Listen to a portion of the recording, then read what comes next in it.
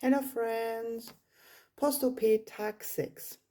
Ich war heute mit Mario einkaufen und dann habe ich einen Einlauf von ihm bekommen, weil ich nur durch den Laden gegangen bin. Die haben das nicht in Light, ich will das in Light, ich will das in Light, ich will diese Light-Produkte. Und er hat mich dann gefragt, ob ich eigentlich noch ganz sauber bin.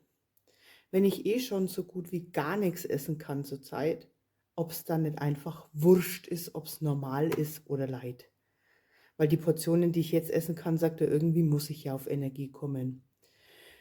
Erzählt mal, wie ist es bei euch? Was macht ihr? Kauft ihr weiter die Light-Produkte? Kauft ihr jetzt die normalen Produkte? Erzählt es mal in den Kommentaren. Würde mich echt interessieren. Aber es bringt mich auch echt zum Nachdenken.